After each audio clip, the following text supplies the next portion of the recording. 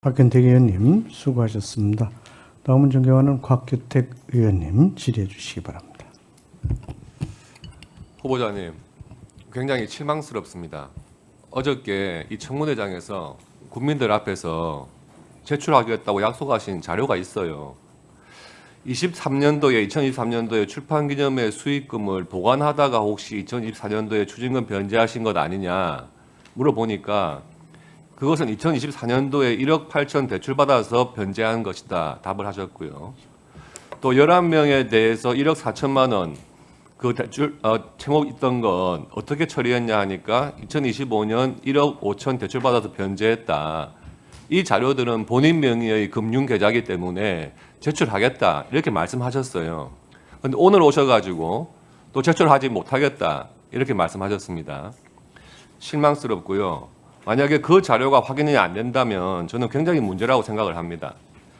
그리고 출판기념회에 대해서도 출판기념회가 불법으로 규정된 것이 아니고 내가 해가지고 수익금, 찬조금을 받았으면 그게 불법이 아닌 이상은 상관없는 것 아니냐.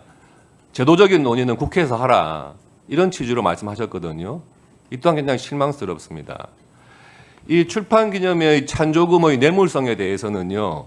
법에 규정이 있는 게 아니고 2015년 법원 판결로서 이미 정해진 사안이에요.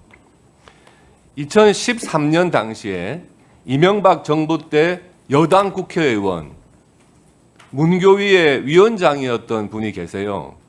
근데 그분이 출판기념회를 합니다. 해가지고 유관기관에서 찬조금으로 축하금이죠. 3,360만 원 받았어요. 그래서 실형을 선고받습니다. 그때 판결문에 뭐라고 적시가 되어 있냐 하면 금액의 규모, 출판기념회의 취지, 돈이 조직적으로 건네졌는지 여부, 특정 직무 행위에 대한 공여자 측의 기대 이런 것을 고려해서 출판기념회에서의 찬조금도 뇌물로 인정된다 이렇게 판결을 한 거예요. 지금 어저께 출판기념회가 쟁점이 됐습니다. 제가 자료도 띄워드렸습니다.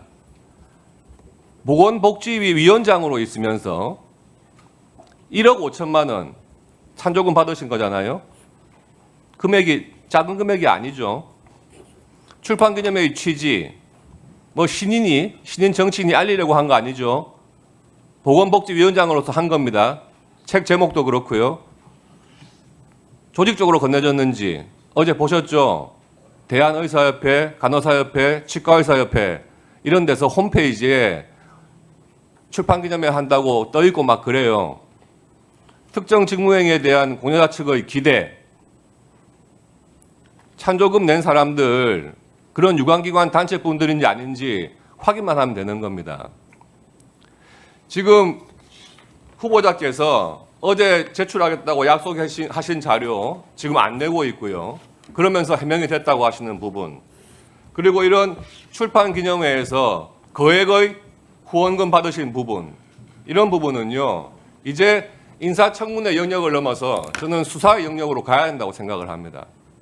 검찰이나 공수처에서 수사 안 한다면요 김민석 국무총리의 불법 정치자금 수수 의혹 규명을 위한 특별검사 저는 필요하다고 봅니다. 이제는 자료로서 해명하실 때가 됐어요. 그리고 강신성 씨 문제 증인으로 못 나오죠. 못 나오는 분입니다. 왜 강신성 씨를 제가 오전에 언급했냐 하면요. 민주당 측 관계자라고 하는 분이 저한테 연락이 왔어요. 강신성 씨와 김민석 후보자의 관계 20년 동안 지켜봐왔다. 과거에 판결문상에 강신성 씨가 어떤 대가를 바라지 않고 돈을 준 거기 때문에 단순 뇌물죄가 아니라 정치자금법 위반으로 처벌됐을 뿐이에요. 그런데 이분이 정치를 하기로 마음먹은 이상 그 이후에는 달라졌다고 봐야 돼요.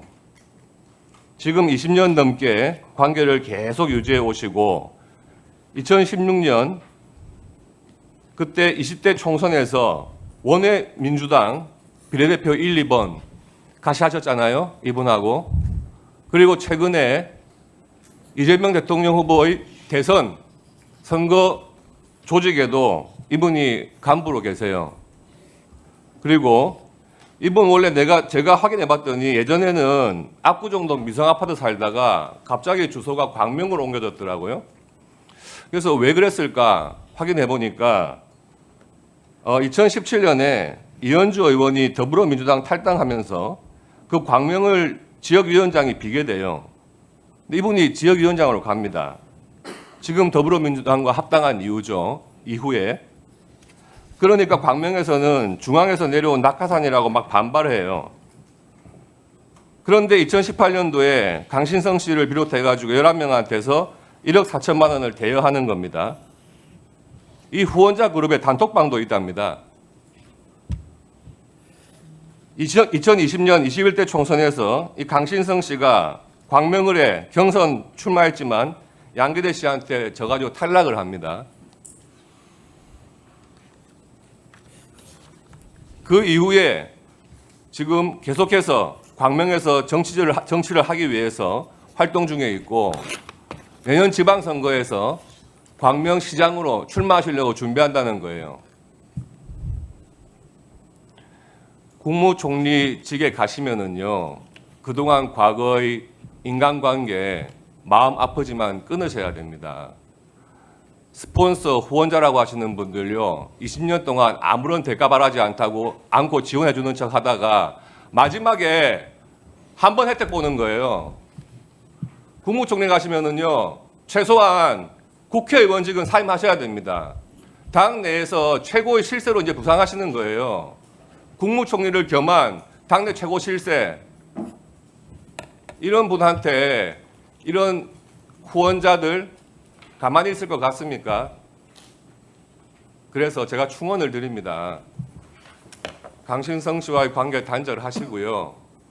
지금 국무총리직을 스스로 물러나시든지 아니면 최소한 국회의원직이라도 사직하시는 것이 맞지 않나 충원을 드립니다. 네, 간단히 답변 네, 올리겠습니다. 아까 말씀드렸듯이 이미 제가 몇 가지 전제를 달았습니다마는 법무부의 출입국 기록에 관한 것은 제가 동의를 해서 이미 제출하도록 해라라는 말씀을 법무부 측에 전했다는 말씀을 이미 드렸습니다. 언제 어떻게 될 것인가는 사실은 제가 알지 못합니다. 그건 법무부 출입국 관리소 측에 제가 입장을 전했기 때문에 아까 이정배 위원장님께서 말씀 주신 대로 이러한 자료는 되고 이러한 자료는 안 된다라는 설명은 사실은 제가 드리는 것은 아니기 때문에 아마도 통상 이런 경우에는 총리실의 준비단에서 하지 않았는가라는 생각이 들어서 저는 그런 부분은 제대로 됐는지 안 됐는지 제가 정확히 알지 못해서 그런 부분은 아마 지금 이후라도 되면 좋겠다는 생각을 가지고 있다는 말씀을 드립니다. 출판기념회와 관련해서 출판기념회는 뇌물성이다 또는 출판기념회에서 된 책값은 그것이 평균 얼마가 되든지와는 상관없이 찬조금이다라고 규정하신 부분들에 대해서는 전반적으로 제가 동의하느냐 아니냐가 중요한 것은 아니겠습니다만은 개인적으로는 저는 아마도 이것은 출판기념회 전체에 대한 법적 규정을 우리 곽규택 의원님께서 다시 하시지 않는 한 대부분의 동의를 받기는 좀 어렵지 않겠는가 이렇게 생각을 합니다. 제 출판기념회와 관련해서 대략 이것이 평균 어느 정도의 액수로 후원금이 출판 축의금이 됐고 그리고 거기 참여하신 분들은 현재 출판기념회상 주어져 있는 법 규정에 어긋나는 분이 없었다라는 점을 다시 한번 말씀드리면서 그에 어긋나는 경우가 있다라는 어떠한 입증할 내용이 있으신지 궁금해서 여쭤보려고 합니다. 그리고 조금 전에 강신성 씨 말씀을 쭉 하셨습니다마는 곽 의원님이 말씀을 하시면서 이미 지적하셨다시피 강신성 씨는 지난번 최초의 정치자금 사건이 있은 이후에 그 피해로 해서 저와는 다른 후원적 근거 관계가 있지는 않고 말씀 지적대로 정치를 하는 분으로 신분이 전화했기 때문에 그 이후의 관계에서는 정치적인 어떤 관계 이외에 다른 금전적 관계가 후원자로 존재하지는 않는다. 그렇기 때문에 1억 4천을 차용하는 데 있어서도 맨 마지막에 그것을 채우지 못해서 차용증을 쓰고 차용을 받고 이자와 원금을 돌려드린 것이어서 그분과의 다른 관계가 인간적 관계든 어떻든 제가 좋아하건 100을 좋아하든 1000을 좋아하든 그분에게 차용증을 쓰고 돈을 빌려서 이자를 갚고 원금을 갚은 것과 무슨 어떤 법적인 연관성이 있는 것인지 저로서는 이해하기 어렵다 하는 말씀을 드립니다.